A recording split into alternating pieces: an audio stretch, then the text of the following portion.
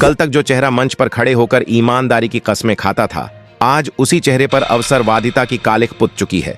राजनीति में कुर्सी के लिए पार्टियां तो अक्सर बदलती हैं, लेकिन जब कोई यूथ आइकॉन अपनी ही उस पार्टी की पीठ में छुरा घोंप दे जिसने उसे फर्श से अर्श तक पहुंचाया, तो जनता का गुस्सा कैसे ज्वालामुखी बनकर फूटता है।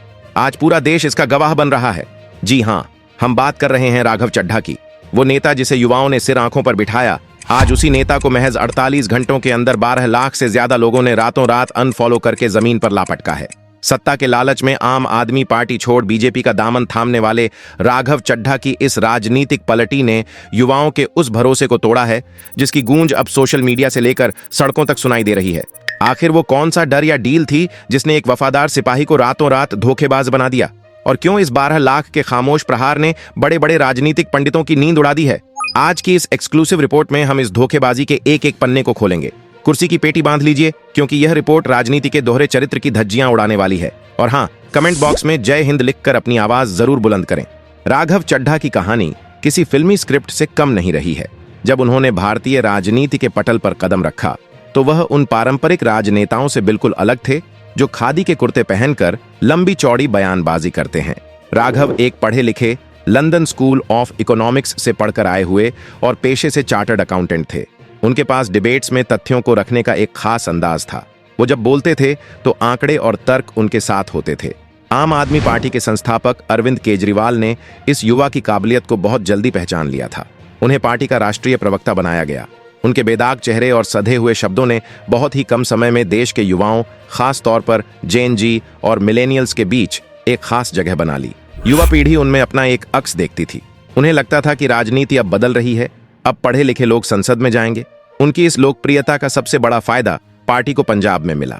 जब पंजाब में चुनाव हुए तो राघव चड्ढा को वहां का सह प्रभारी बनाया गया।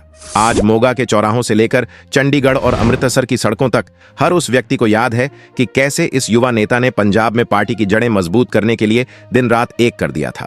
उनकी इसी मेहनत का इनाम उन्हें मिला जब पार्टी ने उन्हें इतनी कम उम्र में पंजाब से राज्यसभा का सांसद बनाकर देश की सबसे बड़ी पंचायत में भेज दिया। वो एक यूथ आइकॉन बन चुके थे जिनकी एक आवाज पर लाखों युवा उनके पीछे चलने को तैयार थे। राघव चड्ढा सिर्फ एक राजनेता नहीं रह गए थे, वो एक पॉप कल्चर ब्रांड बन चुके थे।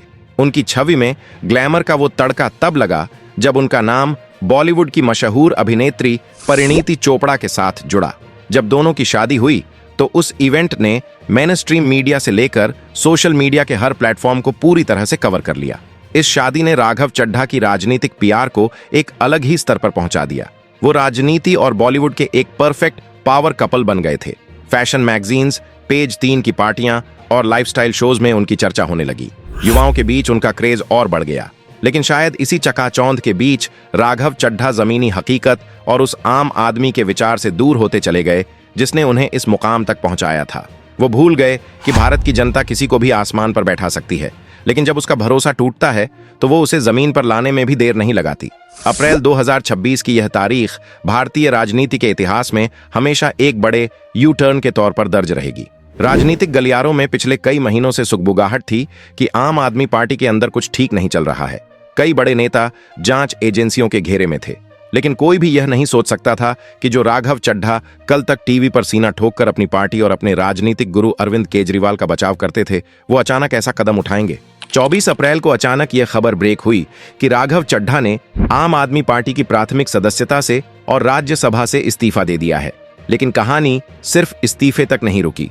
कुछ ही घंटों बाद वो सीधे दिल्ली स्थित बीजेपी के मुख्यालय पहुंच गए और उन्होंने उस पार्टी का दामन थाम लिया जिसे वो पिछले एक दशक से कोस रहे थे। हैरानी सिर्फ पाला बदलने की नहीं थी। राजनीति में दल बदलना एक सामान्य प्रक्रिया मानी जाती है, लेकिन जनता को सबसे बड़ा झटका तब लगा जब भगवा पट्टा पहनते ही राघव चड्ढा ने उसी आम आदमी पार्टी और उसी अरविंद केजरीवाल पर तीखे हमले शुरू कर दिए, जिनकी उंगली पकड़कर उन्होंने राजनीति का ककहरा सीखा था। उन्होंने भ्रष्टाचार के आरोप लगाए, कार्यप्रणाली पर सवाल उठाए।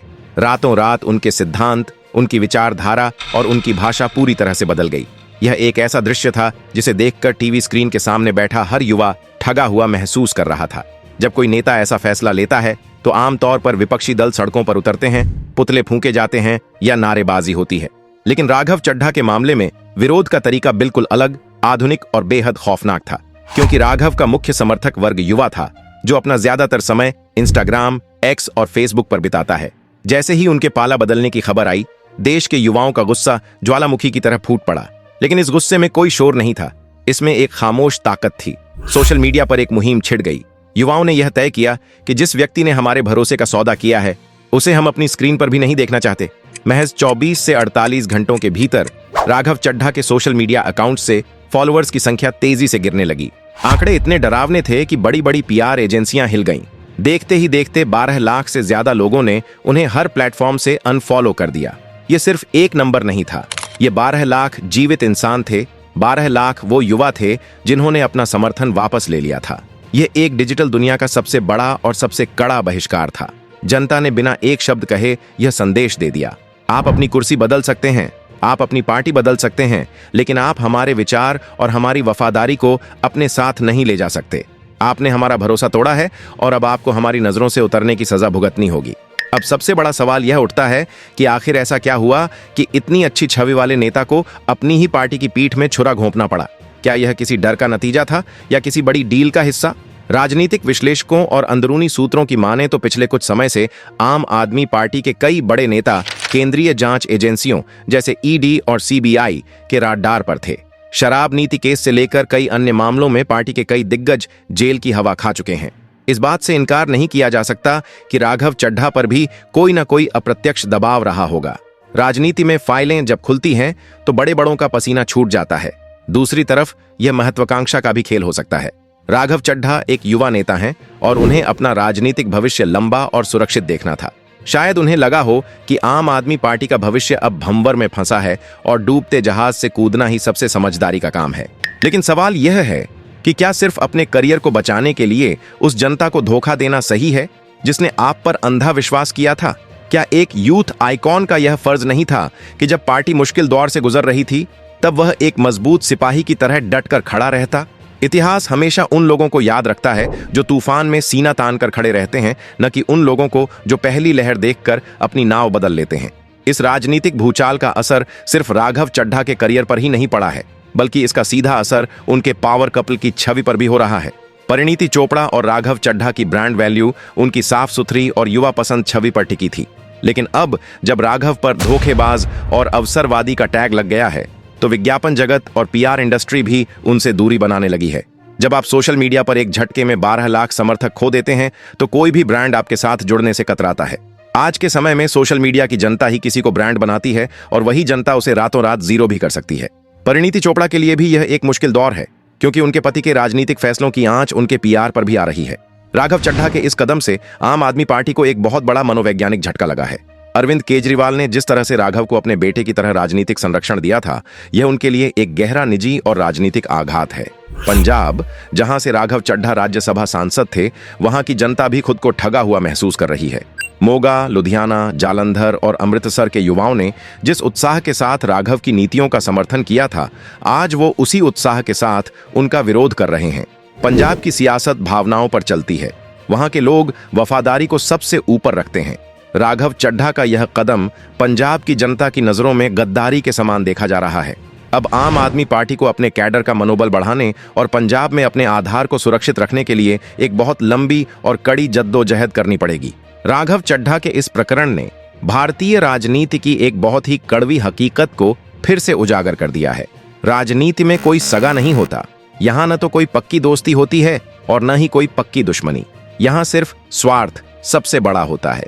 लेकिन इस पूरी घटना का सबसे बुरा असर उन लाखों करोड़ों युवाओं पर पड़ा है जो राघव चड्ढा को देखकर यह सपना देखने लगे थे कि अगर वे पढ़ लिख कर राजनीति में आएंगे तो सिस्टम को बदल देंगे।